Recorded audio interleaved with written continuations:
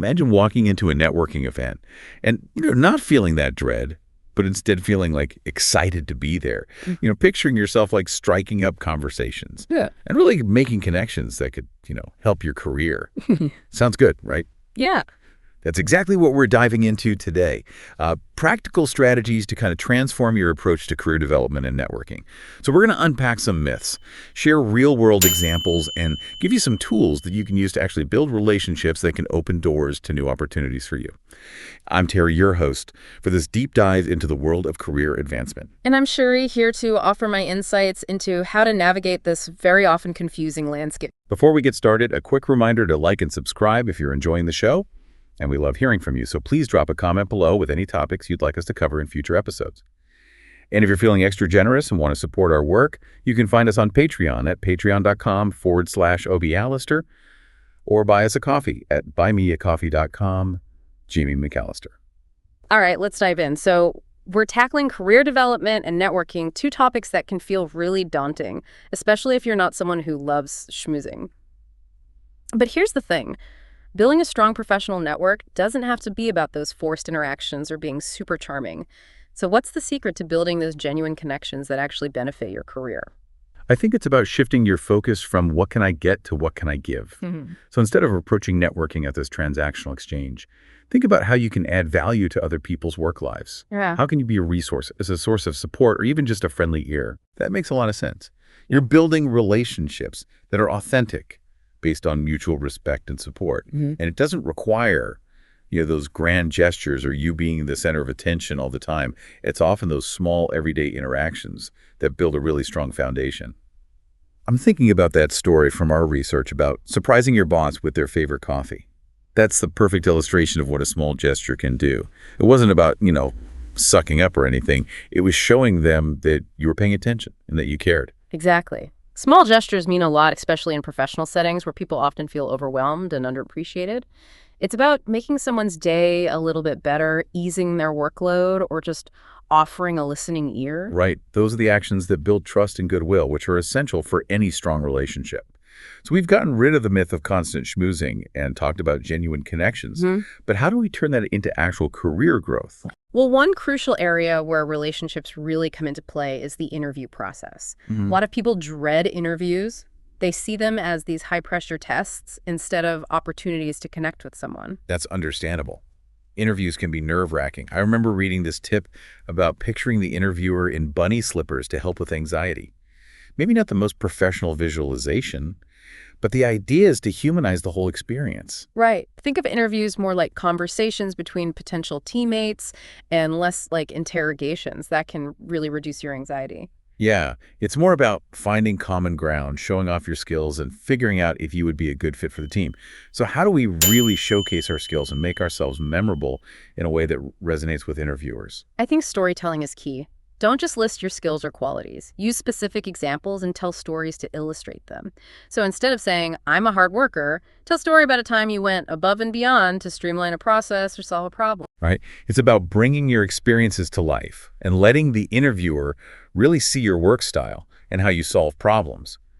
What else can we do to nail those interviews? Practice is essential. I know it might feel silly, but recording yourself answering common interview questions can help. You'll see things like filler words, and even your posture and tone. It's like rehearsing for a play. But this performance could land you your dream job. That's great advice. You're basically refining your delivery and making sure you're presenting yourself in the best way possible. So we've talked about building relationships at work and mastering interviews. But what happens once you land the job? How do we navigate career growth without turning into those ladder-climbing office villains we see in movies?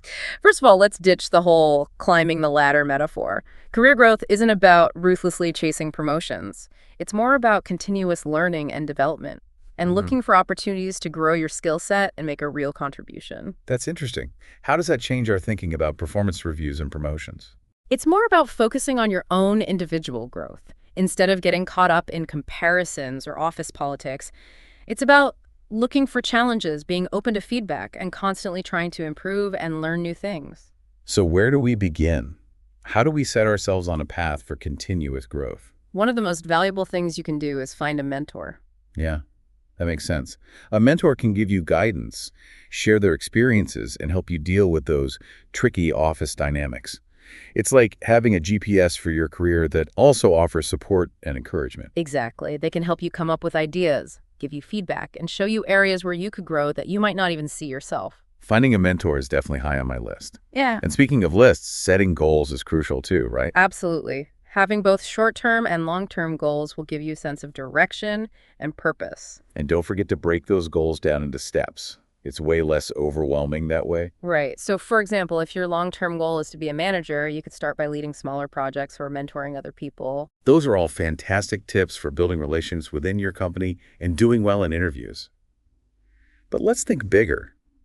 What about networking outside of our immediate workplace? That's a really important part of career development, too. Your network shouldn't just be your current colleagues. Expanding your network opens up so many possibilities for learning, collaborating, and even future job opportunities. It's about not limiting ourselves to our immediate circle. So where do we find these connections?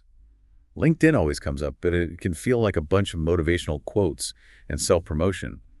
How do we actually make meaningful connections on that platform? Well, LinkedIn can be a powerful tool if you use it the right way. It's not just about making a profile and hoping people find you. You have to be active. So what does that look like? What kind of actions are we talking about? Think of LinkedIn like a networking event, but it's online. You wouldn't just stand in a corner and watch, would you? You'd talk to people, share your thoughts, and connect with people who have similar interests. So it's about participating in the community and being present. Exactly. Comment on articles, share industry news, and acknowledge people's achievements. You want to show you're a valuable part of that community, not just looking for a job. That makes sense. It's like you're building a reputation as someone who's worth connecting with. Are there other ways to expand our networks besides LinkedIn? Of course, industry meetups, conferences, online communities, even volunteering can all be great opportunities. The key is to mix things up and look for connections in different places. So we're casting a wide net and not limiting ourselves. Let's be real, though. Networking can be awkward. Sometimes you just want to disappear. Oh, absolutely. We asked our listeners to share their networking horror stories, and they did not disappoint. Ooh, I love a good cringe story. Tell me more. One listener told us about a time they were at a conference and thought they were talking to a big industry leader. They went all out with their elevator pitch, only to find out later it was an intern. Ouch, that's gotta hurt. But it's a good reminder to always do your research, especially if you're trying to make a good impression. Knowing who you're talking to can save you some serious embarrassment. Another listener told us about an interview where they tried to be too casual and kept calling the interviewer Bud. Oh no, that's painful. I can only imagine. It didn't go well. Let's just say that. It's a good reminder to read the room and stay professional. There's a difference between friendly and too familiar, and that line can be dangerous to cross, especially in a professional setting. So how do we handle those first interactions, especially at events where everyone's a stranger? Any tips for breaking the ice without being awkward? I'm glad you asked. We actually have a simple 3-part formula to help you start conversations without feeling forced or fake. Okay, I'm listening. What's the secret? It's a warm greeting, a contextual observation, and a genuine question. Can you give us an example? Sure. Let's say you're at a conference. You could say something like, "Hi, I'm your name. It's my first time at this conference. Yeah. These keynote speakers are inspiring, aren't they? What brought you here today?" That's a good start. It feels natural, acknowledges the shared experience, and opens up the conversation with genuine curiosity. Exactly. And before you know it, you're chatting, exchanging ideas, and maybe even making a connection. So we've talked about starting conversations, but let's go back to those career goals. It's one thing to set goals, but how do we stay motivated and actually reach them? That's where actionable steps come in. You break down those big goals into smaller milestones. It's easier to stay focused when you have a clear plan and you feel like you're accomplishing things along the way. It's like those video games where you level up by completing smaller quests. Each accomplishment gets you closer to the next level, and those small wins keep you going. Exactly. And don't be afraid to celebrate those milestones no matter how small.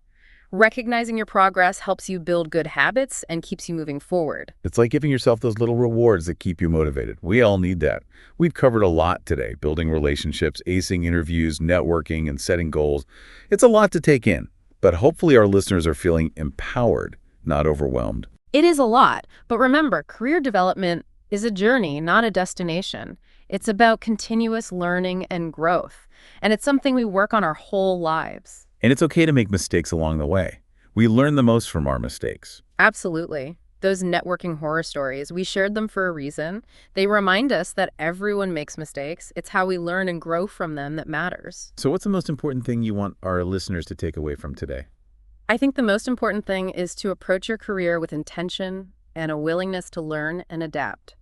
The working world is always changing, so you have to stay curious, learn new things, and build connections to support you. That's a great point. It's not about having all the answers. It's about being open to new things and enjoying the journey. Exactly. And you don't have to do it alone. Find mentors, connect with people, and build a network of people who inspire you. It takes a village. And speaking of community, we have an amazing one here at the Deep Dive. We love hearing from our listeners.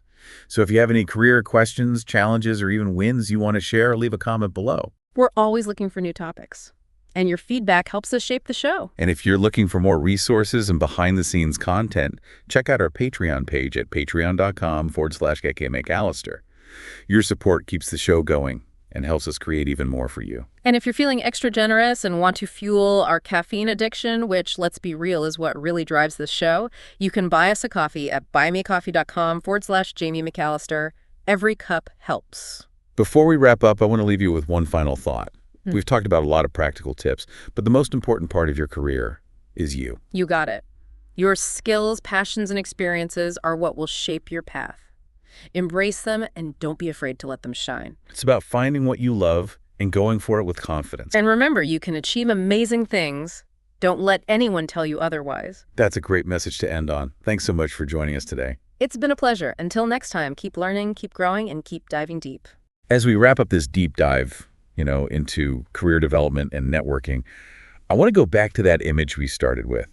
That feeling of walking into a networking event, feeling confident and excited, ready to connect with people who could, open those doors to new opportunities. Right. We've gone over a lot of strategies to help you get there, from building real relationships to nailing interviews and using online platforms like LinkedIn. Yeah. And we talked about how networking isn't about being fake or forcing conversations. It's about connecting authentically and, wanting to help others. And career development. It's a journey, not a destination. It's about constantly learning, growing, and finding new opportunities. So before we go, I want to leave you with a challenge. What's one small step you can take this week to move your career forward? It could be reaching out to a mentor, going to an industry event, or even just thinking about your goals and where you want to grow. Exactly. Even the smallest step can make a difference and set you on the right path. And before we sign off, a quick reminder that the information in this deep dive is for informational purposes only and not professional advice. Thanks for joining us on this exploration of career development and networking. Until next time, keep shining.